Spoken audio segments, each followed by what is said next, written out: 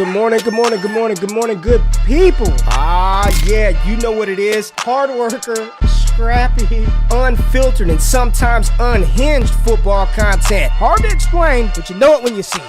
Doing it daily our way. I don't know what you're talking about right now. Redraft and Dynasty Fantasy Football, we got you covered. You know their defense is ranked like 31st in the NFL? NFL draft prospects and rookies? Now you know you in the right place for that. Absolutely. All right, then stop saying it. Then we're done. And prop bets with my man Jay Rich. Count that money, man. Now wipe the crust out of your eyes. Get you a cup of coffee. It's time to wake your ass up with Ray G. You honestly are making absolutely no sense and you sound silly as hell.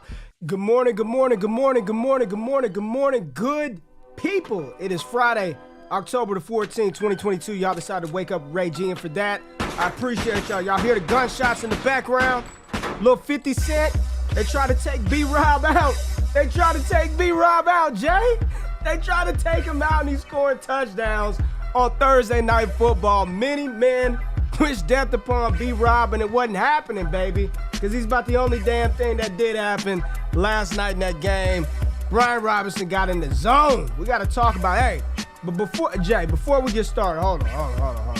Before we get started, Jay, well, I don't even need you on the screen. We're family now. 7 gold rings, Marlon, Fizzle, Rowe, Ricardo. We're family now. Hey, y'all are impatient. We started 1 minute late. Calm y'all asses down, man. I'm gonna start. You talk bad to family. I can talk bad to family. Hey, y'all wait. We'll be here. Give us a few minutes to get going. We got to make sure we're ready, right? We got to make sure we're ready. Got housekeeping that we got to do. Shout out to Prize Picks. Official sponsor, the Wake Up Show. Prize Picks doing us right. Jay Rich, how you doing this morning, baby? I'm good, man. I'm good. Like you said, some of us wake up late. Some of us have kids that we gotta attend to in the morning. Make sure they're good to go. Talk bad to them. You know, we got things to do sometimes. We ain't trying to be late. Talk we try bad to be on time Marlon always. And Fizzle dollars. No, Fizzle's good. It's damn Marlon and 7 goat rings rushing us here. But shout out. Coffee sponsor. Stop buying that bullshit coffee from Walmart, man. Michelle Adoro and Ray, coffee. Actually, I got a little story for you. So someone DM'd me the other day, and they were like, "Damn, Jay Rich, why don't you tell me this coffee's so affordable? You know, the way you say it, Italian, Michelle Adoro, go get yourself some coffee. It's not expensive. Wake up. Same price as your regular coffee. 10% Go off. get the best damn good, espresso in the building. It's good. You got to try it. You got to try it. It's worth it. Gotta try it. Code Wake Up. Yeah, we had a game last night. We got some not so obvious starts of the week, because everybody starts the week. Oh, start Josh Allen. Oh, start Patrick Mahomes. Nah, I'm not starting Josh Allen. Not a good matchup. I don't know about that Josh Allen start this week. We got to do that. But before we get into the news and all of that, Jay, I need to do something real quick there. We'll go to that. Okay. We'll do that.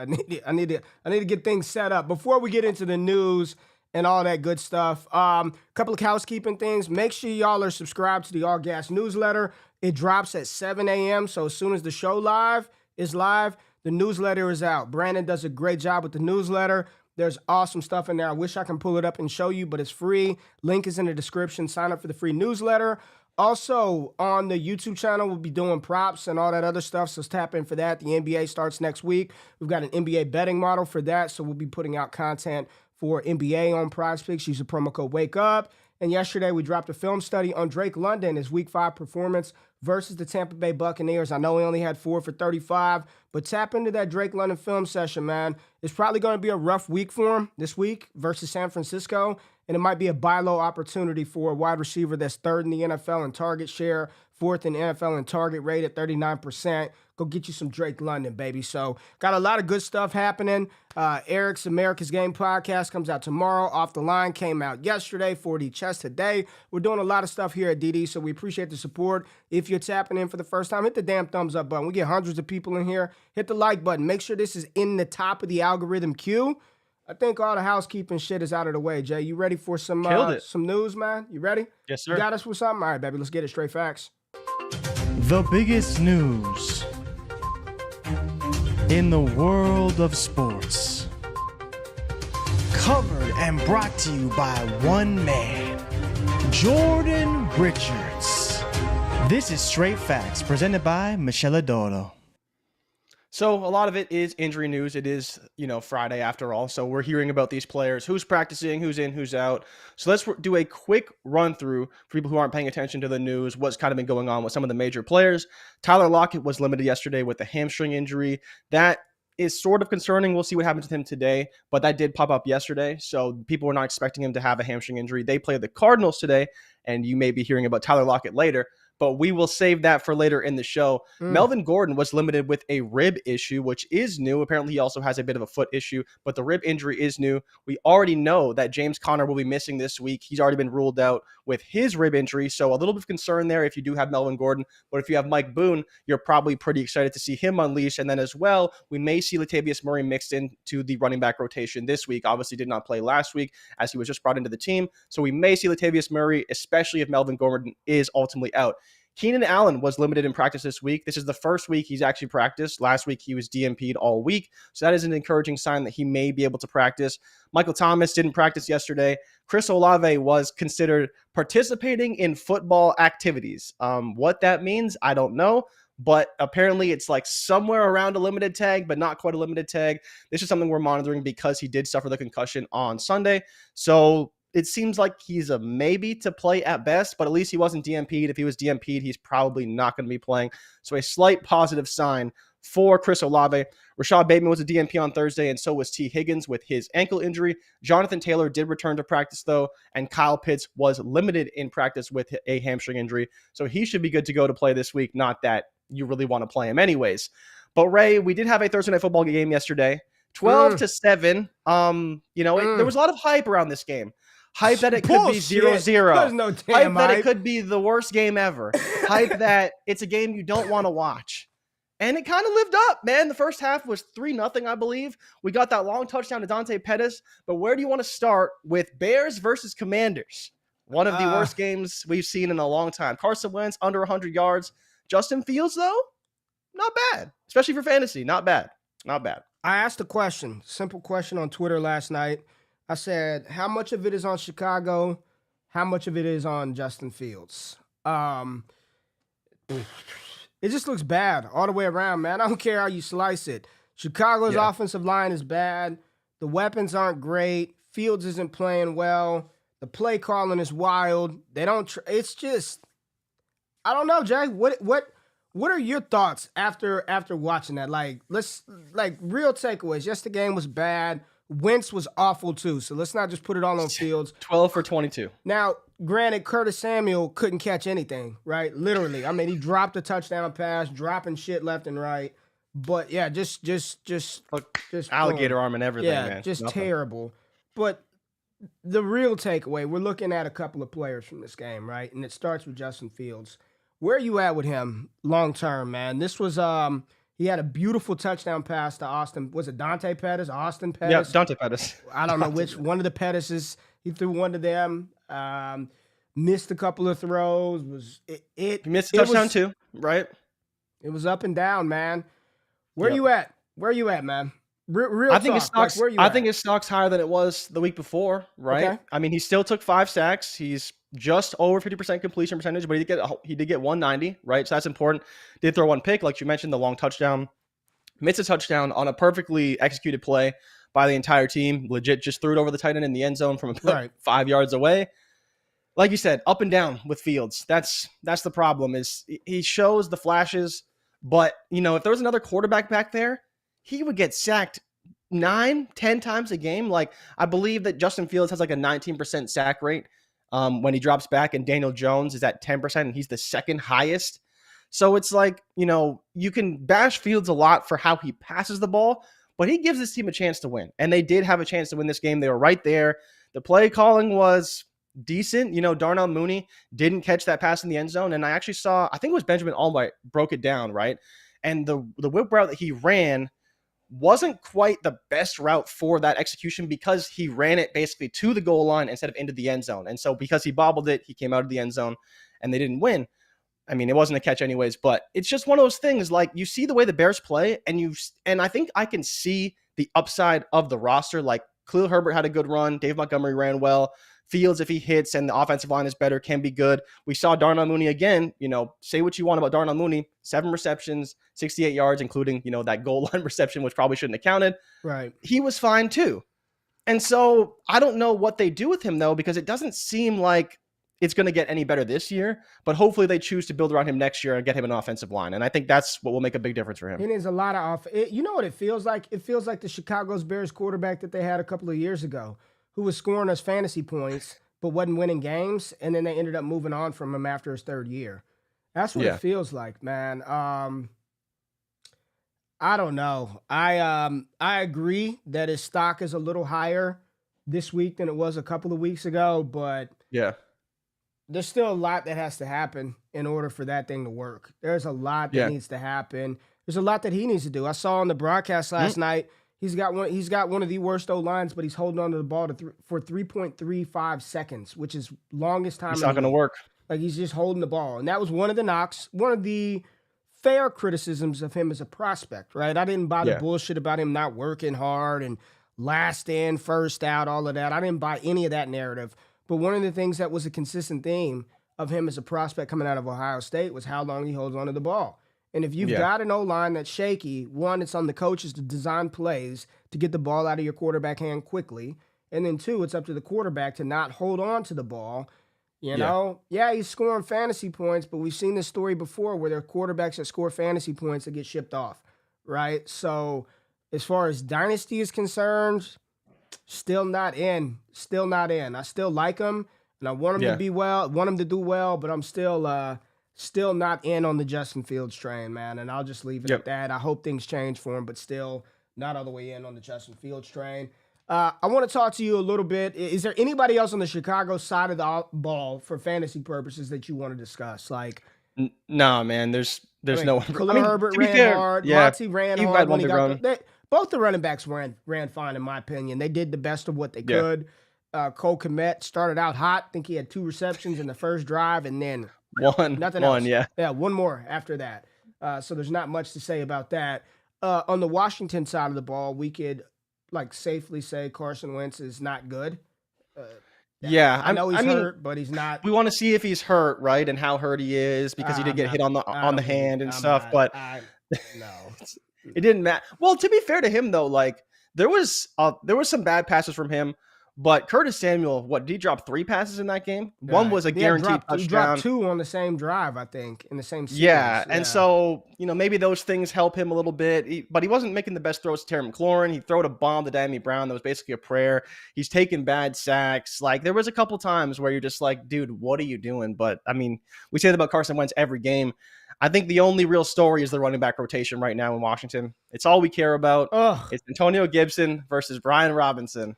I'm happy. Let me start by saying this. I'm so happy for B-Rob, but man, he is the definition of just a plotter. He is just going to absorb carries for 3 yards a pop every time. When they put Antonio Gibson in, it looked, you could tell. I was like, oh man, that dude's way faster than Brian Robinson, way more juice, but they're just going to feed Brian Robinson. He's the starting running back for the Commanders. Yep.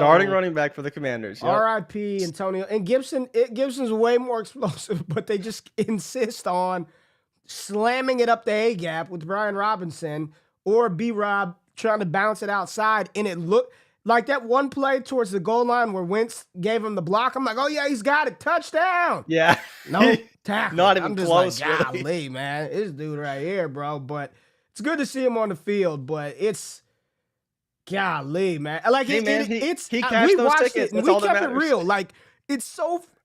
It's so frustrating because it's R.I.P. Gibson because Robinson is the starter, and then they just keep giving it to him, and he's just plodding his way to 3 yards a pop. And you're like, can we get Gibson back on the field? Can you put that 24 back out there? And he gets out there, he rips off 17-yard runs, and they park his ass back on the bench.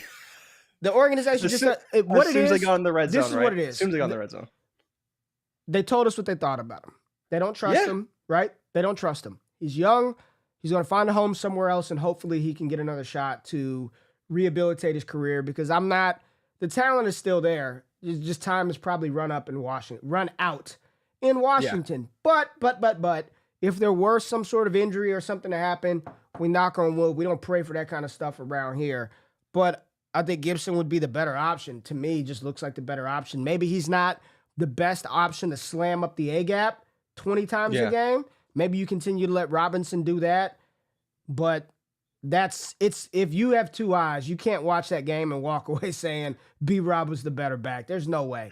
You just can't do it. But Joe's Ron saying Rivera's you guys needs weren't to be on the hot seat. Ron Rivera needs to be on the hot seat. It's been on the hot seat. It needs to be on the hot seat. Legit. Well, you saw how hot he was in the presser, right?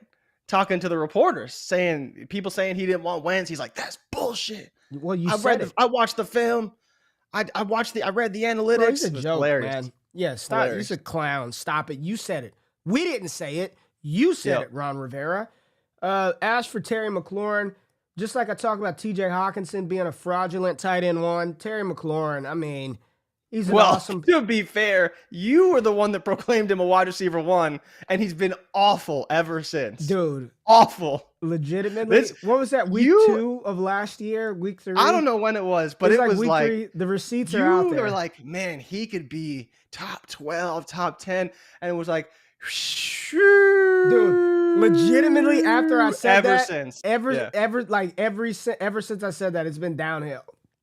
You just need to say that you're out. You just need to say, I'm out. I hate Terry McLaurin. He's no good. Dude, I got bad juju on players for real, dude. Golly.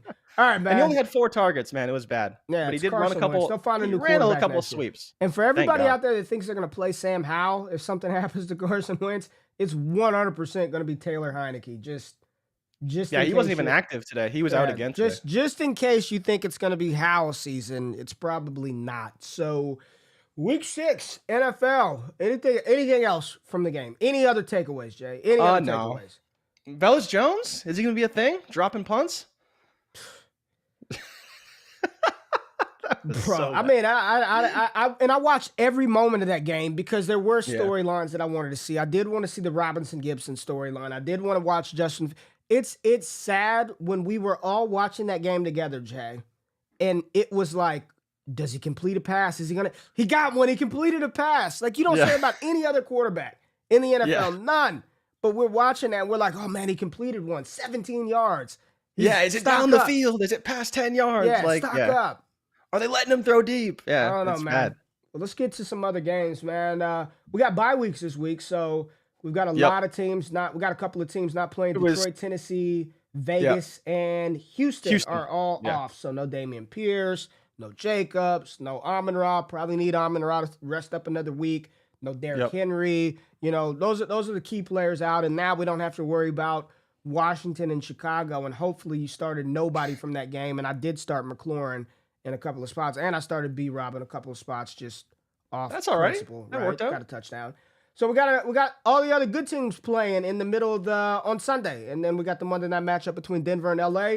So Jay, let's start with some running back not so obvious starts of the week because again, I don't need to tell you to start Saquon Barkley or Alvin Kamara. You kind of know that, right?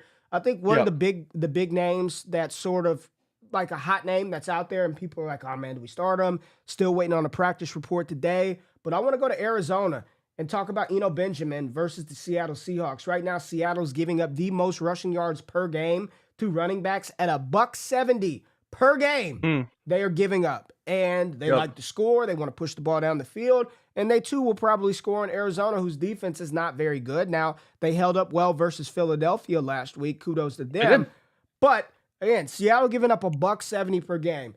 Jay, I'm at the point where even if James Conner is active, I'm not trusting it, dude.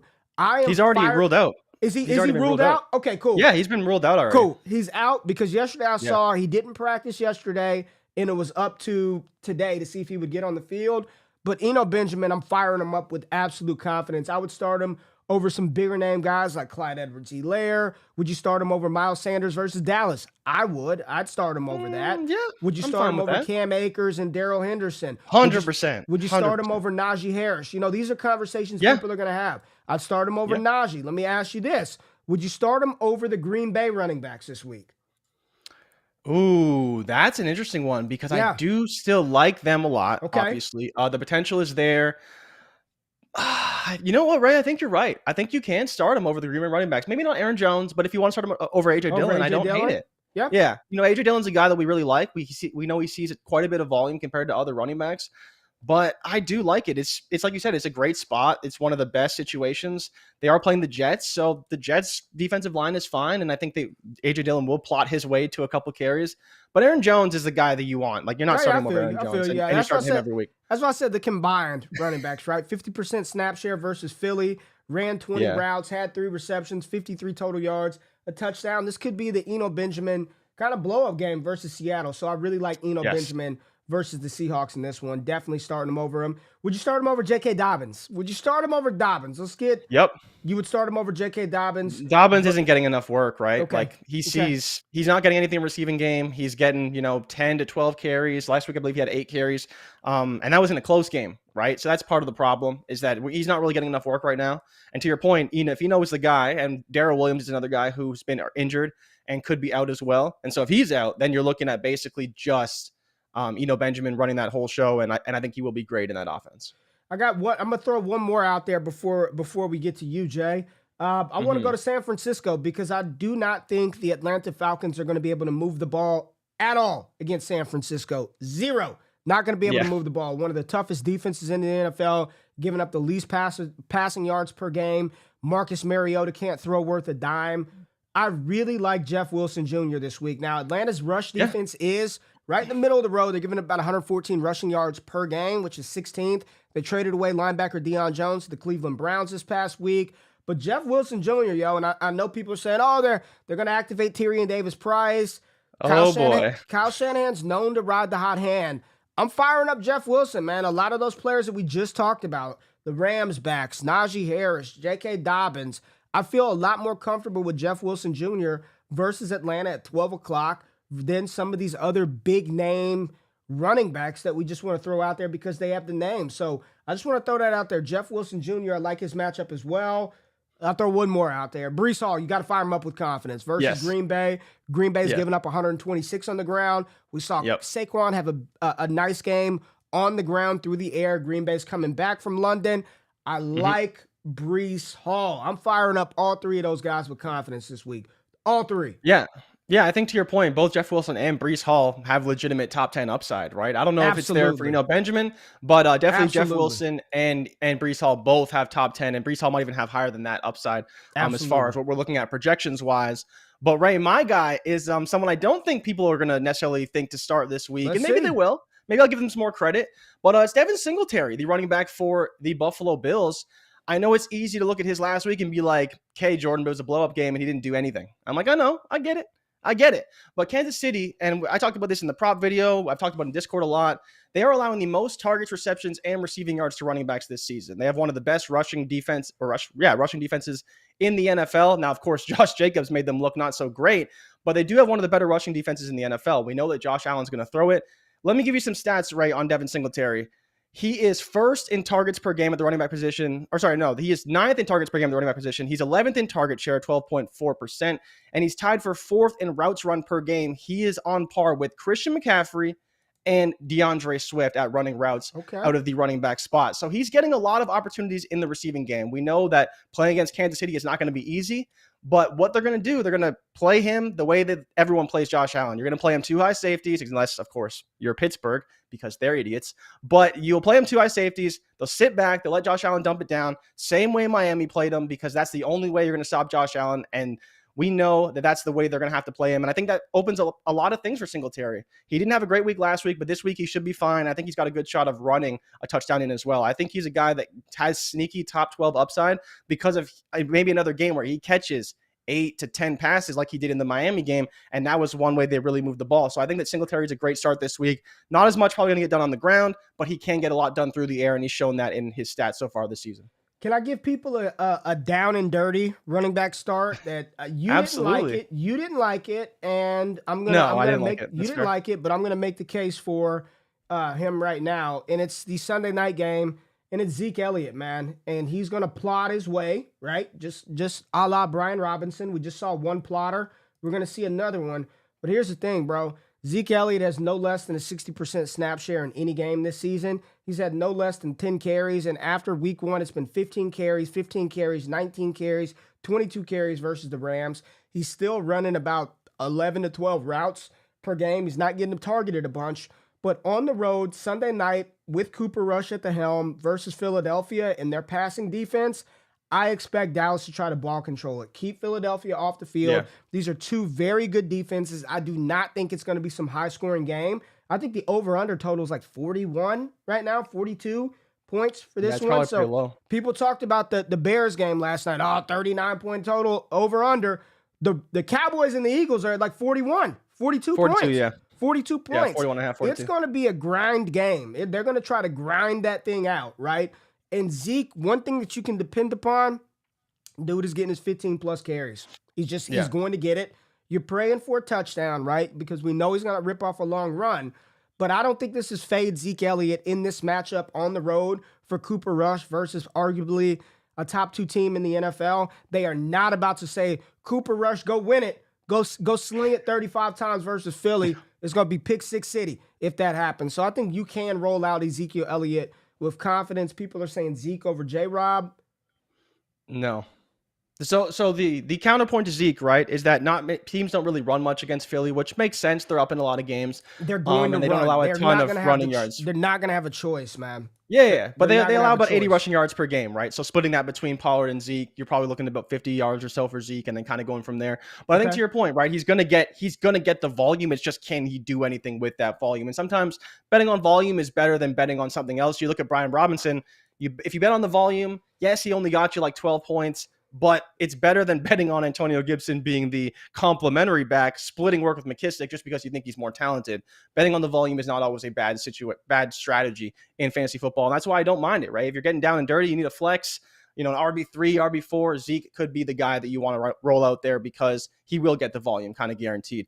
Now, do you want to go over to wide receiver? Yeah. Let's do some wide receivers. Not so obvious wide receiver starts of the week. Who we got? Do you want me to start with my guy, or do you want to start with yours? I don't know who it is. but I gotta. Okay. Is it Antoine? My guy is Tyler Lockett to start. Okay, Tyler Lockett. Let's go. So he does have a hamstring injury. And I know people can say, "Oh, Tyler Lockett, blah blah blah." I get it. Tyler Lockett's a good player, right? But Tyler Lockett has legitimate top 5 upside this week. So whether you're playing in a 12-team league, a 10-team league, an 8-team league, you want to start Tyler Lockett. He's got a 30% target share versus zone coverage, 9th in yards per route run versus zone. Now, Ray, why is that important? Because the Cardinals have run zone on 90% of pass plays in the past 2 weeks. Beginning of the season, they started running zone at about a 50-60% clip.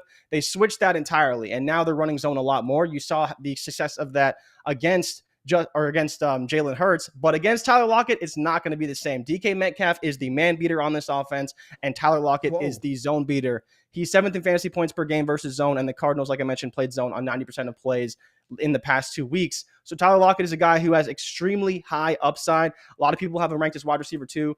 But he's legitimate wide receiver 1 candidate. And for people who do know, his history against Arizona is well documented, and he absolutely torches them every season. So you want to make sure you get Tyler Lockett in your lineups. In my opinion, top 5 upside, and should definitely be a wide receiver 1 this week. Ray, who do you want to start with for your wide receiver spot for your start of the week? Oh boy, this is tough, man, because I want to go with my boy. I want to ride with GP. Because he got that dog in him. I want to ride with George Pickens. He's got that dog in him. The chemistry with Kenny Pickett is evident. We see it. Yep. It's clear. He's being used in this offense. I don't want to say like the one, but he's being used he's being used like the one. I don't want to say it. Deontay Johnson is still there. I don't want to say it, but I really want to roll out George Pickens. Now, the hesitancy there is he's playing Tampa Bay. And Tampa Bay is no joke. They're 7th in the NFL. They're only giving up 193 passing yards per game. Mm-hmm. They can get after the quarterback. We know Pittsburgh offensive line is rough. It's almost sort of like the same argument that we use for the Zeke Elliots of the world, and it's just like the volume, right? Kenny Pickett, they're probably going to be behind. He's going to have to throw the ball. Mm-hmm. I like George Pickens this week. And even though this is a tough defensive matchup, I think you have to stay in the George Pickens flames this week in the chemistry that he's developing with Pickett. Even though Carlton Davis, Jamel Dean, Antoine Winfield Jr., this is going to be a tough task for Pittsburgh. It's going to be a tough task for Kenny Pickett. It's going to be a tough task for George Pickens. But I am going to put him out there with confidence. Now, I'll just say, I tried hard, Jay. Hard. People. Hard. Very hard to find somebody from the New York Giants to start. Because this Baltimore pass defense is bad. Not good. Worst in the NFL, giving up 290 yards per game. I just can't find anybody, Jay. I can't find anybody. Now, what it lends me to think about, and you got to be in deep leagues. This is not for your 10-team league, and it probably ain't for a 12-team single quarterback league. Where are you at with Daniel Jones this week versus Baltimore, dog? Where are you at with that? I want to find a receiver. Are you okay? So I'll give you the receiver. It's Darius Slayton. I know that sounds disgusting, but over the past 2 weeks, he's got a 22% target share. He's run 16 routes, 28% targets per route run, ADOT of 17, air yards of 88 yards per game, and a team air yard share of 56.7%, which is second in the NFL over the past 2 weeks, only behind Darnell Mooney. So you think about if you're betting on a guy to hit that home run, it's going to be Darius Slayton because he's the guy running the deep routes and getting the deep targets. Now, again, I don't necessarily want to go there, but if you were to go to anybody, I think that Darius Slayton, unfortunately, for better or worse, is the guy. He's higher than Devontae Adams. He's higher than Mike Williams, higher than Justin Jefferson, higher than A.J. Brown in team air yard share. So, again, tell you what you want. The air yards, as we like to say on this show sometimes. Yeah. But if you're betting on anybody, it should be Darius Slayton. But back to Daniel Jones, I think hold on, real quick, Jay, real quick. One more receiver, man, because we saw almost a triplage. Is that even a word? He almost tripled his. Okay, he almost tripled his routes run from week 4 to week 5, and it was against one of the better cornerbacks in the league, Patrick Surtain II. 59% snap share last week versus Denver. Our boy, White Antoine Pierce versus the Jacksonville Jaguars this week. I feel good about it. Jacksonville's kind of middle of the road versus the pass. Them and Indianapolis are back-to-back, right? They're both giving up about 215 passing yards per game.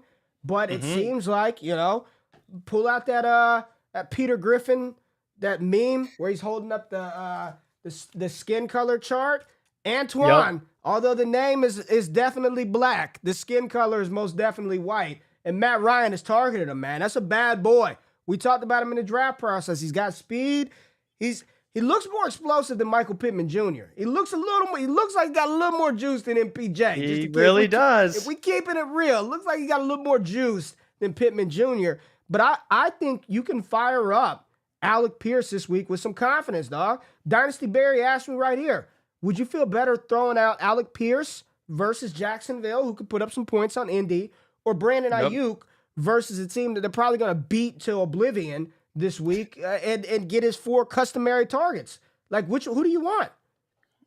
It's close, right? Man, I think in some ways it's Alec Pierce. But again, this is kind of my strategy in football.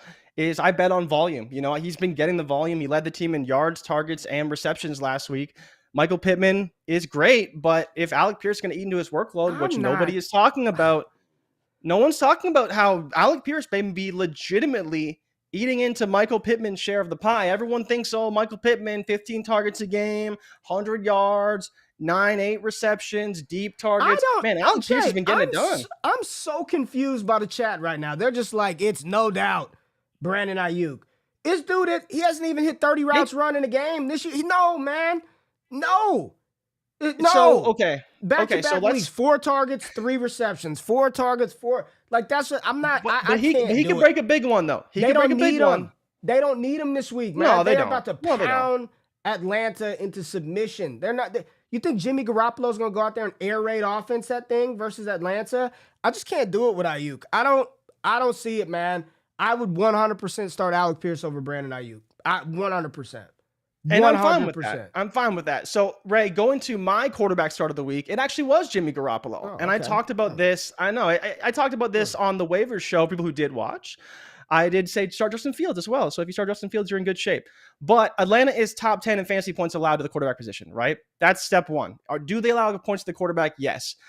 They're also 4th in passing yards allowed, right? And they're 2nd lowest in pressure rate. The biggest issue for the 49ers is their pass blocking, right? We know that Their left tackle, Trent Williams, is probably not going to play in this game, so they're going to have a backup left tackle. That's the biggest issue for the Niners. But if the Atlanta Falcons can't get pressure and they don't pressure the quarterback, Jimmy Garoppolo can just sit back there and deal, right? And that's the only reason why, if you do want to start Aiyuk, Deebo Samuel, and George Kittle, they could be in fine spots because Atlanta's not going to get to Jimmy Garoppolo. They're going to scheme it up. To your point, they're going to run with Jeff Wilson, which is the reason why we like him. But they could also pass the ball, and it may not be a ton, but they could break big plays. This team is allowing a ton of big plays on defense. They're not getting pressure. So those deep routes, those long plays that take time to develop that San Francisco can scheme up, those plays are going to be available to the Niners. And maybe Aiyuk is a guy who scores some, but we've seen Deebo as another guy who scores a lot. Obviously, you're starting him. And so I get why maybe you want to start Aiyuk because the situation is good for everybody involved there, but it doesn't mean that you shouldn't start Pierce. I think to your point, starting Pierce over Aiyuk isn't bad because you know that Pierce is going to get the volume. But that's my small case for starting against Atlanta. Maybe starting Aiyuk, starting Jimmy Garoppolo if you have to in a pinch as a QB2 or something. But he's kind of my dirty start of the week at quarterback. Look at B-Roy using my word. Everybody, fraudulent. We're calling people fraudulent. Aiyuk is a fraudulent wide receiver 2-3. He's probably just a wide receiver 2-3, but you feel me? Y'all are starting to catch on. Y'all are starting to catch on. You know who I like this week at quarterback, man? It's time. They're back home. They're back home where they won. They won national championships. This is their home state. He already said he's gonna go get some voodoo rolls. Jamar Chase, Cincinnati Bengals. I'm firing up Joe Burrow, baby. I think they're gonna put on an absolute show versus New Orleans back home. I really like this spot for him. New Orleans kind of middle of the road versus the pass. They're not bad. They're not great. They've got a decent pass rush. Here's why I think it's going to be a big game for Burrow, because New Orleans, their linebackers are pretty damn good. Pete Warner and Demario Davis are pretty good at stopping the run. I know Kenneth Walker ripped off that 69-yarder versus him last week, but I do believe since he's been kind of like the engine has been sputtering a little bit to get going this year, and they're still third in the NFL in plays run per game. I think they're third. Yeah, they're running 69.8 point plays per game, which is only behind Arizona and Philadelphia. So they're running the plays, right? And say what you want about Joe Mixon. I know you had a tweet that went viral, Joe Mixon telling his runs, standing up, sitting down. But he's plotting a little better than some of the other ones. Like, he looked good to me versus Baltimore. He's Joe Mixon. He's a tank, right? But I think this is a spot where Joe Burrow is going to have to get the ball out and score, man, because New Orleans offense is starting to come along. Alvin Kamara running a little bit better. I don't think we're going to see Chris Olave in this one, but they're going to try to involve Taysom Hill. But I do think Cincinnati's going to, Joe Burrow and Jamar Chase in particular, are going to want to put on a show back home in Louisiana. So I'm really digging me some Joe Burrow this week. I know some people are a little, I don't know about the offense. They're looking like, they're looking frauds. Joe Burrow's looking like a fraudulent QB1. But I'm firing them up. I'm firing them up before Jimmy damn Garoppolo, I'll tell you that. Well, I mean, I hope you'd start Joe Burrow over Jimmy Garoppolo, but if you need a start, I don't mind Jimmy Garoppolo. And to your point, right? And oh boy, let's go with practicing. He's practicing. Perfect, and he'll be playing as long as he's practicing. He's playing. But yeah, like you mentioned, the Saints are allowing the fourth most fantasy points per game to wide receivers outside, right? So that bodes well for Jamar Chase having a big game, right? And that's what we're looking for here is, can Jamar Chase have a big game? Yes. Teams are playing them cover 2. 90% of plays. They're just way back there. They don't even care if Joe Burrow throws it deep or they run. They're just waiting, right? And waiting look for at that this, opportunity. Marlon saying it. Lattimore is banged up as well. I'm telling you, this is the blow-up Chase game. This is the blow-up Chase game, man. This is it. And T. Higgins, if he doesn't play, then are you concerned about them just rotating coverage? Is he practice? I can't. He didn't practice yesterday, but he screwed me over last week. He screwed a lot of people over last week. Screwed a lot of people over last week. He's a tough start. Like, I would be starting Isaiah McKenzie over T. Higgins. If he doesn't play, I would start Khalil Shakur over it sounds gross, but you gotta, those are the other guys, we talked about them a lot though. Bills wide receiver 3, whoever it is, Khalil Shakur or I got one Isaiah more from McKenzie. that game. One more from that game. Oh, how do you feel? He had 6 for 90. He looked like he was the number 2 option next to Travis Kelce versus Buffalo. They're gonna put up. We think they're gonna put up points. Just talk to me, man. Marquez Valdes-Scantling. Any interest in throwing him out there? If you've got 3 wide receiver spots, deep flex spots, is there any interest in starting Marquez Valdes-Scantling? Listen. Last week he looked like their best wide receiver option. I think he leads their the wide receiver room in targets, receptions, and yards this year. 81% snap share, 41 routes versus the Raiders last week. The most routes he's run all game this year. 8 targets, season high for MVS. 6 receptions, season high for MVS. 90 yards, season high for MVS. He was wide receiver 20 on the week last week with 15 points in that game. Again, versus Buffalo, who will move the ball. We know Gabe Davis, Stephon Diggs. You talked about Devin Singletary and the NFL front runner for MVP right now, Josh Allen. They're going. If I'm Buffalo, the game plan is this. It's simple. Anybody else can beat me. You could let Clyde beat me. You can put Pacheco back there. Anybody else can beat me. Travis Kelce will not do it. I will not allow Travis Kelce to beat me. So MVS, Juju, Sky, whomever you have, Mahomes, they've got to do it. And Sean McDermott is a smart coach. They're not about to let that happen, man. They're not about to let Kelce go out there and just run rampant over him. MVS, talk to me about him, baby. These are the not so obvious. Do you want me to tell you to start Stephon Diggs and Justin Jefferson? What do you think about MVS? I think he's fine. It's tough, man. He's one of those guys that you see him performing well. You're like, yeah, where has this been, right? Like you mentioned, where has this been this whole time? Yeah. His average after target is up over the course of the season. It's 9.2 yards, but over the past 2 weeks, it's 11.7 yards, right? His catch rate has gone up. He's running more routes. His target share has actually, it's not quite past Juju Smith-Schuster, but it's a lot closer than it's been, right? So to your point, he's been getting more involved. Yes, we've been seeing that over and over. Now, I don't know if he's going to hit the big play because that's going to be tough against Buffalo with their safeties. They're very talented. But I don't know if it's the right matchup with MVS. And it's one of those things, right? You got to really dive into the weeds here if you're going to pick between Juju and MVS because it's very dependent on coverage and what ends up happening.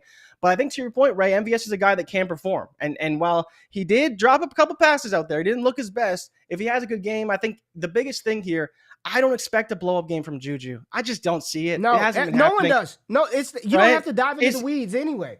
His yards per route run is so low right now. Like it's just, I don't want to start him because the upside isn't there. With Marquez Valdes-Scantling, at least you have the upside. 2.51 yards per route run, 11.5 ADOT versus a 0.79 yards per route run and a 5.7 ADOT for Juju Smith-Schuster. Again, there's just not a lot of upside with Juju right now. And so you want to start MVS. I think that's where the difference is that if you're betting on a blow-up game and a guy who you want to have an upside, it's MVS for sure in this offense, especially recently with how he's been playing. Can I give you one more? Not so obvious that we saw them at a point in the game after they tried their traditional stuff. They got him involved down the field. Rondale Moore, 90% snap share in back-to-back weeks, 30-plus routes run in back-to-back weeks. He had 35 last week, 8 targets, 7 receptions, 68 yards. Now, only 15 of them were in the air. And when they started out, it was just the traditional Rondale Moore bullshit, right? Screen, reverse. Then they said, all right, we'll throw it to you when you're down the field a little bit. And it turned out well. Again, versus a Seattle team who the defense, they're not very good. We're projecting both of these defenses to give up points. Where are you at with Rondale Moore this week? Because I'm starting Rondale in some spots. Where are you at with Rondale this week versus Seattle? I think he's fine. You know, like you mentioned, his ADOT was actually... And real quick, Jay, we are not recommending these as top 12 options, right? We're giving you something outside of that when you're picking between Rondale Moore and DJ Moore. Like, which Moore would you rather start? DJ Moore with PJ Walker, Rondale Moore with Kyler Murray? Like, it's these are the questions that you're asking on Sunday morning. So where are you at with no James Conner? You got Eno Benjamin running the ball. We still don't have DeAndre. This is going to be an interesting offense to watch operate here in the next couple of weeks because right now, you've got a top tight end in Zach Ertz. You got a top wide receiver in Hollywood Brown. You got Rondale Moore with a 90% snap share, and then you're about to get back DeAndre Hopkins. Can this offense support 4 weapons? I doubt it. No. But what do you think about Rondale Moore this week? I think he's fine, right? So the concern, right, is obviously Hollywood Brown. His target share is massive. His route run is obviously crazy. But the biggest thing, Ray, like you mentioned, Rondale Moore's average depth of target is actually higher than Marquise Brown's over the past 2 weeks.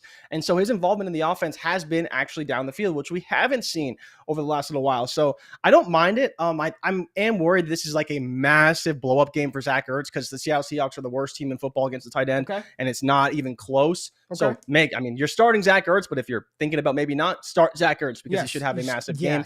Yes. Right? Yes. So we talked about MVS and we talked about his stats, and they actually very much mirror Rondale Moore's over the past few weeks. 13 ADOT and a 1.33 yards per route run, which is very similar to Marquez Valdes-Scantling's 1.5 and 11.5. So you think about MVS in another high-scoring game. This game is a much more winnable game, in my opinion, for the Cardinals. And we know that Geno Smith is going to put up points on the other end. We already have Tyler Lockett starting on the other side. So I think there's a really good shot that he does have a good game. Like you mentioned, he could see upwards of 5 receptions in this game pretty easily. Probably sees 7, 8, 9 targets potentially. And especially to your point with James Conner not being there, we won't see the plotter in the running game, right? Eno Benjamin will get his carries, but it won't be anything crazy. Seattle's pass rush is god-awful. They play terrible defense. Everything should be open for them to run on this game. And so I do like Rondale Moore as a start. I think he's got a lot of opportunities in this one. Oh, what's up, Castax? This is my Sands right there. Shout out to you, the bros, man. Q-Sci-Fi. Jay, any other wide receivers you want to talk about before we quickly? Not really, no. It's and here's you got some tight ends. Here's the thing, though, man. Like honestly, I know we're talking about these names, people, but as you look across the landscape, this has been a unique fantasy season where a lot of the big names that we consider to be these must-start options, these weekly slam dunk plays, they haven't been cashing out for us, man. They haven't. Like, you've got some consistent studs, right? Why are you listening to any show that's telling you to fucking start Cooper Kupp? Like, what? Okay. Yes. We can do that. I'm starting Kupp. Yeah, I'm going to start Jefferson. I'm starting Chase. Like, but there are a lot of teams who are down, right? They've got underproducing weapons. They've got players that aren't coming to fruition this year. They've got injuries across the board. They loaded up on running backs. Let me ask you straight up, Jay. Would you rather start Cam Akers or Rondale Moore this week? I guess I'm starting Rondale Moore because you can't start Cam Akers. Dude is legit unstartable. And here's the thing. You drafted Akers way ahead of Moore, so you got people out there that are just going to slam him into their lineup because it's like, oh, damn, I drafted him in round 4. I got to play him. You don't have to play him. Play Jacoby Myers. Play a Marquez Valdes-Scantling. Like, when I'm in that boat, when I'm there, right, and I'm looking for me, this is just my strategy and process. If I've got to think between Brandon Ayiuk and MVS, like I'm just shooting for upside at that point. Like I don't need the floor. I don't need 4 for 30. I don't need 4 for 30. I don't need 4 for 40. I need the chance that MVS catches 2 for 80 and he scores one of them. I'm just shooting for the upside. What's 4 for 20 going to get me? Absolutely nothing. Nothing. So I'm just shooting for the upside. And that's, I think when you're in those kind of spots and you're picking your last flex spot or your last option, like, what's 4 for, if 4 for 40 is what's going to be the differentiator between you winning and losing, then all right, I guess. But I'm just shooting for the upside with those cats. Any tight ends? Any tight ends you want to talk about? I have a really dirty one. Really dirty. Let me hear. Can I interest you in Cade Otton as a start of the week? Yes, you can. Interesting. He is playing Pittsburgh, right? He is playing Pittsburgh, one of the worst defenses in the league. They do play a lot of man coverage, which is great for Mike Evans, great for Chris Godwin. I actually talked about Rachaad White as a potential start of the week this week. Again, if you really need one because you're very down bad at running back. But Cade Otton has run the second most routes in all of football at the tight end position over the last 2 weeks. His target share is only 11.6%, but he is playing really well. Every week for the past 2 weeks, he's gone up in receiving yards. He had 6 receptions on 7 targets last week, and the week before that, 3 receptions on 4 targets. Now, again, 43 yards, 29 yards, not anything special, but I think out of a streaming tight end at best, you would take 6 receptions and 43 yards because that is still 10 fantasy points, and I think we're going to be in good shape there. So for me, Cade Otton is definitely startable. I like everybody on the Bucs this week because the Steelers are awful, but I do think that if you really need to start a tight end and you got nothing, I think that Cade Otton actually is a pretty good option because he's running more routes than pretty much everybody in all of football right now. I like that, Jay. I think that is dirty, but I don't mind it. I mean, I got another. Daniel Bellinger was another one that I was going to bring up, right? Daniel Bellinger versus the Ravens. Jones, you just never know what you're going to get from Daniel Jones, but he is giving Bellinger a couple of looks here and there. Some people are saying Zach Gentry. I'm not starting any Dallas tight end. If you had to fire one up, my God. Probably be Peyton Hendershot, but just try to find another option. Don't do that, man. Eric Sobert is another one that's actually running a ton of routes. He's running 48 routes. It's Eric Saubert. Saubert. Saubert. My apologies to Mr. Saubert. It's Saubert. from Denver. Sauber. I would try to find another option before you get to that Monday night matchup, but yes, I agree. Kyle Pitts? No. Come on, bro. We're not starting Kyle Pitts. We're starting Evan Ingram because Evan Ingram has a great matchup. 20% target share, running 50 routes. He's a really good start this week, but people probably have him on their rosters already because Evan Ingram is getting looks. Yeah, the Milk Crate just said it. Evan Ingram. He is another guy. He's 9th in routes over the past 2 weeks. He's getting looks. He's in a great spot this week. All right. There it is. Not so obvious starts of the week. And yes, do not start anybody that we mentioned over the top guys that you all know. You should fucking go start Saquon Barkley and company. Is JT playing this week? If JT's not playing, if he's not, I like Deion Jackson. If he's not, just saying that. He looked good. He looked good. He looked good last Thursday. If JT's not, they got the Jags. Not bad. Yeah, that's what I mean. If JT's not, which you said he is, so there it is. He's practicing, so he should be playing. Oh man, Jay, Cade Otton or Kyle Pitts? Don't do. I'm not. It's Cade Otton. You got to defend that. Do you want what do I have to defend? Cade Otton had more receiving yards last week than Kyle Pitts has had pretty much all season. Like Kyle Pitts has a hamstring injury. They're playing against the Niners, which are one of the best defenses in all of football, especially against the pass, versus one of the worst defenses in all of football against the pass. I mean, what more reasons do you need to start Cade Otton over Kyle Pitts? This is one of those weeks where you don't you have a fringe tight end who at best is a back end tight end one. There's no reason to start Kyle Pitts in one of the worst matchups possible in the NFL. Like, what are they going to do against him? Let's be honestly, you're praying he gets you 40 yards. Like you're praying he gets you 40 those yards. linebackers are very good. They're very good. Greenlaw, Fred Warner. They're very good. Let me check the stats for them. They're good. I'm telling you what the stats are. They've only given up 34.8 fantasy points to the tight end all season, which is 5th in football. Yeah. Yeah. They've only given up 171 receiving yards all year to the tight end, which is 3rd in football. There it is. Not so obvious starts of the week. Good job, Jack. You came with it, man. People said that you just rolled out of bed. You were late, and all you had to do was roll out of bed. But Ray, you know where you go, and I have to give a shout out to them. 33rd Team Edge Tool is disgusting. Go check it out. Everything I spit off, yards per route run. Man, I thought you actually did some research. Bro, I was doing the research, but that's where you find it. They got coverage data, everything you need. It's one of my favorite sources. I use it all the time. I need to credit it more. But it is one of the best sources on the market. This is a dirty one. Let's answer this for Cold World real quick. And we got some super chats we got to get to. Skylar Thompson or Bailey Zappi this week? Skylar Thompson. Who do they play? So we got Bailey Zappi. Skylar Thompson plays against Minnesota. That's all right. And then the Browns on the other end. So they're going to run the ball a lot in New England. We know Ramondre Stevenson's got top 5 upside. I think it's Skylar Thompson. I'm a little worried. Well, if you're having to start Bailey Zappi or Skylar Thompson, you're probably 1-4. You're probably 1-4. Would you shoot upside in that situation? I'm shooting upside. I'm shooting Skylar Thompson. Okay. Yeah, I'm banking on him getting the ball to Tyreek. He can run. You're probably 1-4, 0-5. What do you have to lose? Yeah. If you're 0-5, just shoot for upside. You're not going to win the league. Your fantasy season's over. Tap in the you got golf on bye. Get ready for the 2023 NFL draft if you're starting Skylar Thompson this week. Just have fun. Start Skylar. Shout out to Rico Stone. The Wake Up Crew might not come when y'all want them to, but they'll be there on time. Have a great weekend. Thank you, Rico. Vaughn Hodges sent 2 super chats. $1.99. Appreciate you, Vaughn. He sent them 2 times. Thank you. Appreciate you, big dog. If you asked a question, I didn't see it. Got one more from Stone. Is Ramondre worth giving up a 2023 second? Could he be the starter for the Pats going forward? Sure, I'd give up a second for him.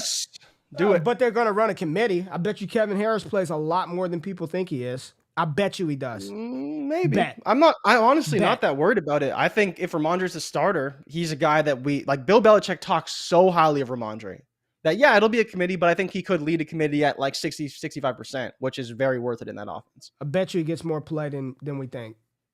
What, this week? And people want to know where you can find that edge to it. Tell people where you can find it. Shout out 33rd Team. Don't shout us out, but we'll shout them out. Shout out where you found it, where they can get it. It's 33rdteam.com/the-edge. If you just Google 33rd Team and Google, go down a little bit. It's the edge tool. There it is. It's there. It's really good. We show love on this show. Show love. Get y'all some coffee, man. Michelle Adoro, our new coffee sponsor, micheladoro.usa.com. Get the Brooklyn blend. That's my favorite one. Brooklyn blend. Yep. That cremoso is pretty good too. Cremoso, yeah, good. That's the one I have every day. All of it is good. Cremoso espresso. Yeah. I need some more. Delicious. Hey, we need to holler at them. I'm low. And make sure you tap in. Drake London Film Session is on the channel right now. I'll be dropping a Rondale Moore film session tomorrow. College football plays. Max Duggan, fantasy score. We're rocking with it this week. We got NFL props. NBA, Jay, you ready to do Mike Anderson? Where you at? Where the hell is Mike Anderson at? Is the NBA actually next week? Like, is that the NBA starts Tuesday, the 18th. So Tuesday? Tuesday. Dude, I got things to do. I was talking to JB yesterday about getting the model all set up and everything, and I'm like, I think we got some time. No, we don't have time, so we need to get off of here and get this done. Mike Anderson is going to kill us if we don't have this NBA Edge tool ready by next week. NBA, baby. Yeah, NBA, baby. Ready. Lindsey, Matt, good to see you. Leo, Victor, good to see y'all. Ray, two of your sneaky starts, Pickens or Antoine Pierce? Oh, that's interesting. I would probably go with Pickens because he's on the field more, but I know Pierce isn't on 2 wide receiver sets. None of that.